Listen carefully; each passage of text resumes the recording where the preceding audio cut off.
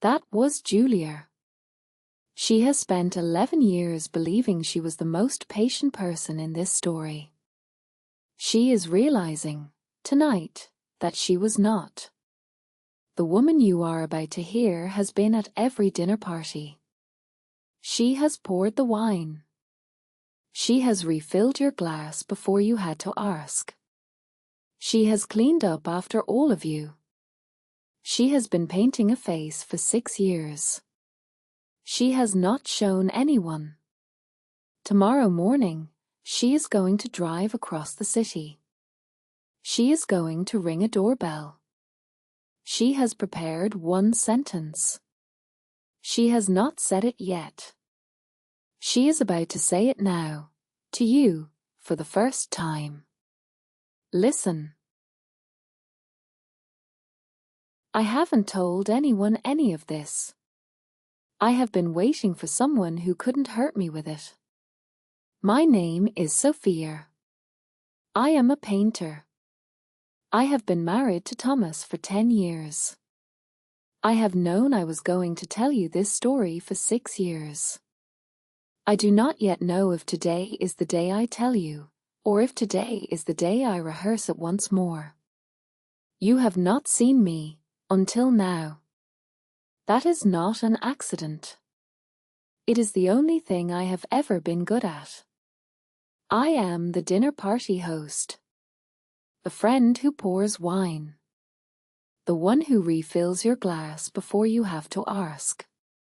The one who walks past a conversation and pretends she did not hear it, even when she heard every word, even when she has been listening to that exact conversation for a year. I am the woman who is liked, in the way water is liked. Nobody loves water. Nobody dislikes it.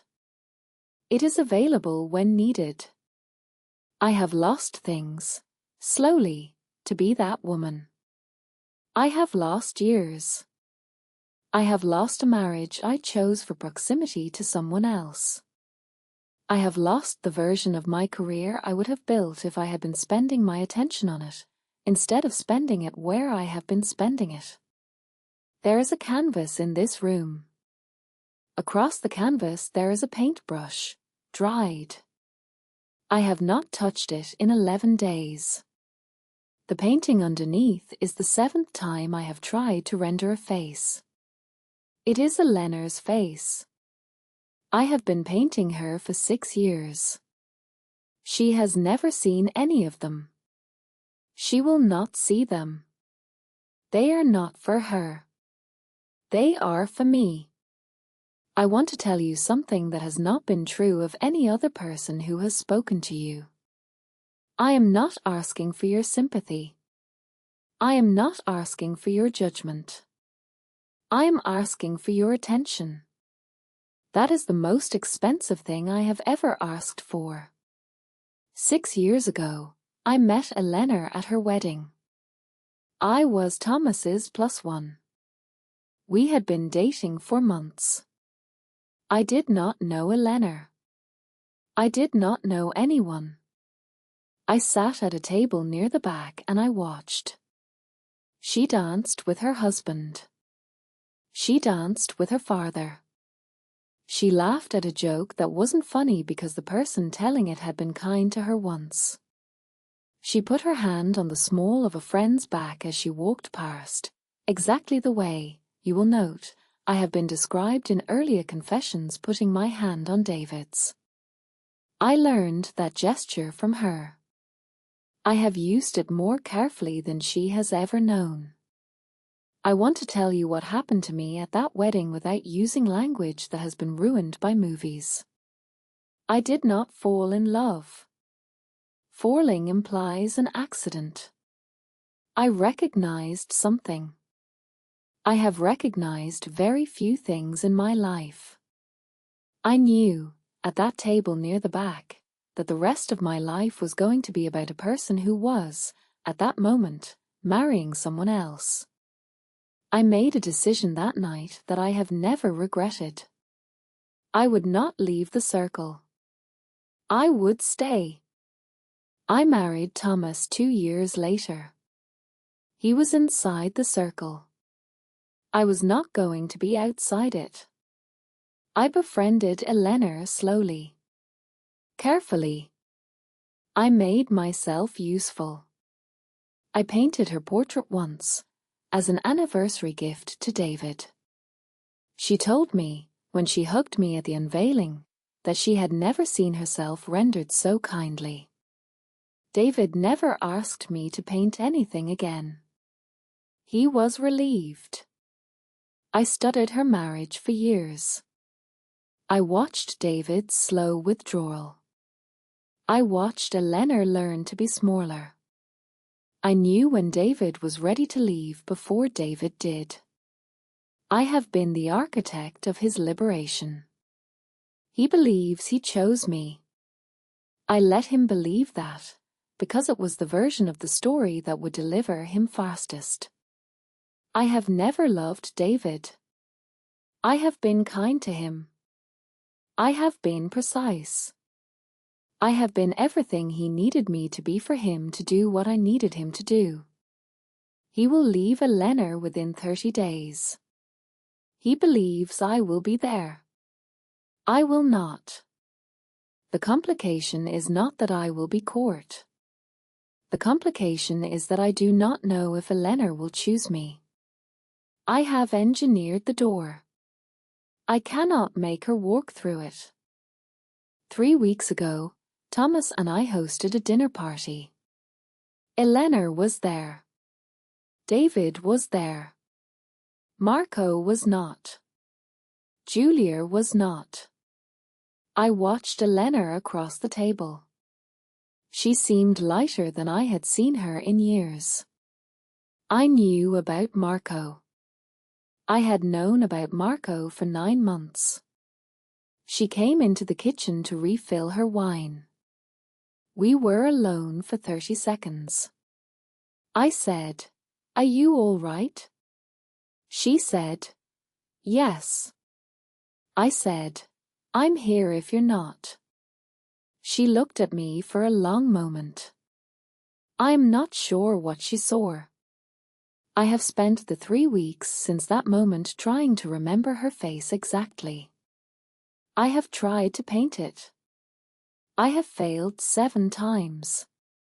The paintbrush has been dry for 11 days because I cannot decide whether what I saw in her was recognition, or whether it was the polite confusion of a woman receiving an offer she did not understand. I have prepared 1 sentence for 6 years. I have not said it yet. I will say it at her door, when David has left and the dust has settled. I have rehearsed the sentence in many lights, in many doorways, in many versions of her face. I know it may not work. I'm going to say it anyway. I have prepared no other sentence. There is no version of my life that does not include saying it. I want you to think for a moment about who you have been listening to. All of them. Eleanor. David. Marco. Julia. Each of them used the word you. Many times. Did you wonder who you was? I have been wondering. I have spent 6 years wondering who Eleanor would tell, if she ever told anyone. I have spent 6 years wondering whose voice she would let into the most quiet room of her life. I have decided, today, that it would be mine. I have decided, today, that it should be. Tonight, when David comes home from work, he will tell me he has spoken to Eleanor. He will tell me she has agreed to a separation. He will tell me he is ready for us to be together. I will pour him a glass of wine. I will listen. I will tell him, kindly, that I will not be there. He will not understand at first. He will, eventually. Tomorrow morning, I will drive to Eleanor's house. She will be alone. She will have been alone for 1 night. She will not have slept. She will be sitting at the kitchen table where she has sat for 6 years. I will ring her doorbell. She will open the door. She will see me. She will not yet understand why I am there. She will not yet understand that I have been there, in some way, for 6 years. I will say one sentence. I have not said it yet. I am saying it now, to you, for the first time. I want you to think about who I am speaking to. I want you to consider whether you have been the listener of this season, or whether you have been someone else. I am not going to tell you the sentence. I want you to imagine it.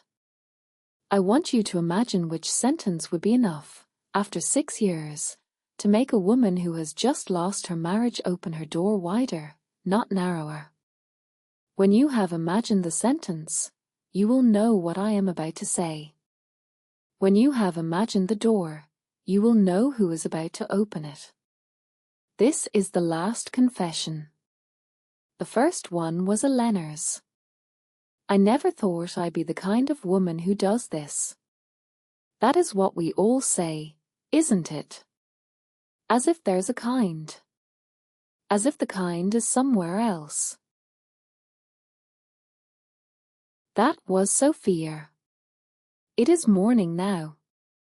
Somewhere in the city, a doorbell is ringing.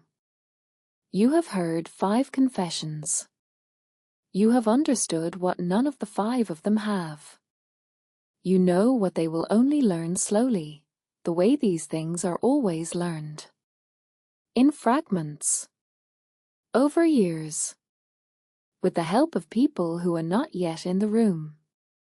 You may have noticed, by now, who has been speaking to you between the confessions.